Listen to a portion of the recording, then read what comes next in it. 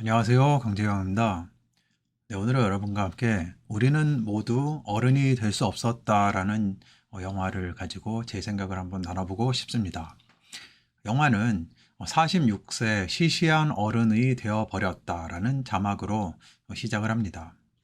저도 비슷한 나이를 살아가는 처지라 공감이 되었습니다. 영화 초반에 에로 배우가 된 한 여자가 주인공인 사토에게 다음과 같은 말을 합니다.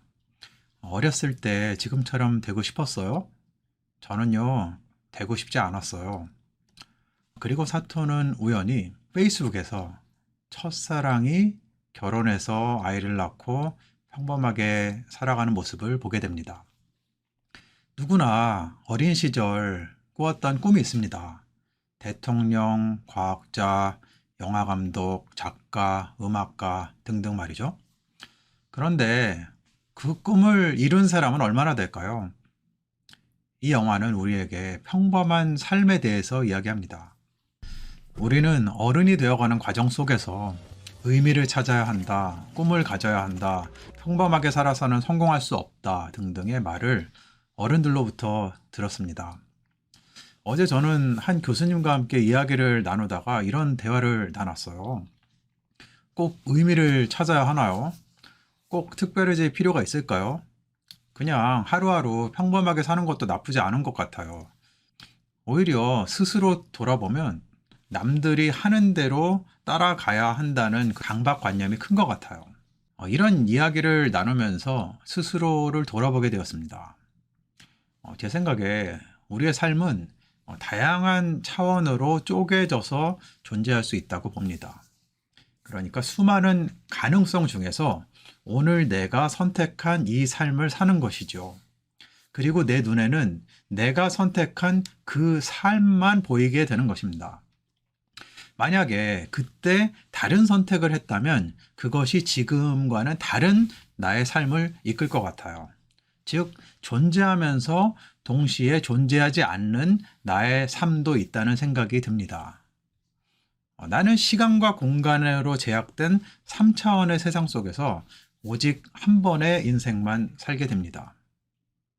평범이란 무엇인가? 이 영화에서 가장 많이 나오는 단어인데요. 우리는 타인의 시선을 신경 쓰면서 남들처럼 사는 것이 평범하고 그것이 미덕이다 이렇게 생각합니다. 평범하다는 것은 안전하다고 생각하는 경향이 있는 것 같아요. 그런데 평범하게 사는 것이란 무엇일까요? 이 영화를 보고 마음이 한편으로는 아련한 기분이 들었는데요. 그 이유를 곰곰이 생각해 보니 영화 속 주인공 사토는 한 번도 누군가를 스스로 떠난 적이 없다는 공통점이 있었습니다. 수많은 사람들이 그를 스쳐서 지나갔지만 그는 언제나 그 자리에 있었습니다. 그가 일하던 지긋지긋한 직장에서도 계속 남아 있었고 심지어 노숙자가 된 친구조차도요.